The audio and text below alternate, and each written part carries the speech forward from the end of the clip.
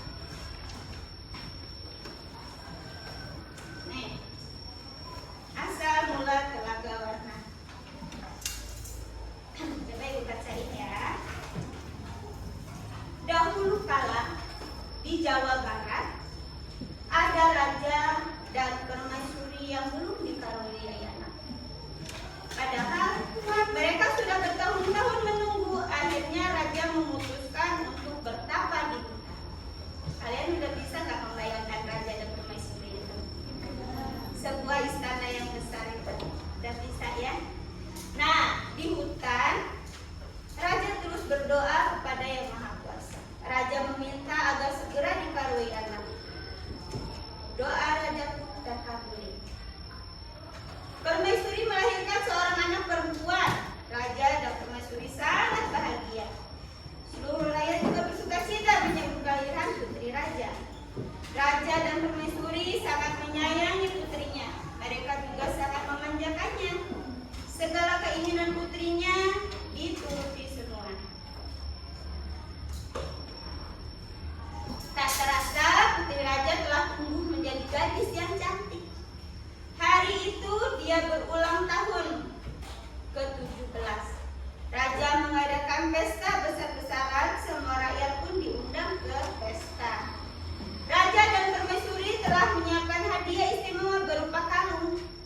Kalung yang terbuat dari unta yang bermata berwarna-warni.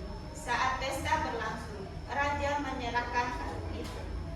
Kalung ini hadiah dari kami. Lihat, ini indah sekali bukan? Kau pasti menyukainya, kata raja.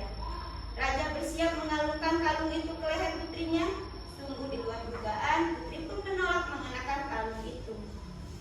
Raja dan permaisuri terkejut. Kemudian permaisuri berusaha membuka. Yang kedua, permaisuri. Dan permaisuri. Yang ketiga, putri. Ya, putri. Lalu ada rakyat. Di ceritanya ada rakyatnya. Ini namanya tokohnya. Tokoh-tokoh yang ada di dalam cerita. Nanti di ujian kalian bahasa Indonesia mau menjawab pertanyaan yang penggalan itu, syaratnya adalah kita harus membaca penggalan itu dari awal sampai akhir. Jadi kita bisa tahu menjawab pertanyaan-pertanyaan di bawahnya. Nah, kalau gitu apa judul lagu di apa judul cerita fiksi di atas? Terus bagaimana peran raja? Raja itu seperti apa yang sudah dijelaskan? Gagah, pemberani, bijaksana, ya kan? Terus raja di situ baik atau jahat? Baik. Raja di situ baik. Ini namanya watak. Wataknya baik di cerita itu. Nah, terus permaisuri, jahat atau baik permaisurinya? Baik. Permaisuri juga di cerita itu baik.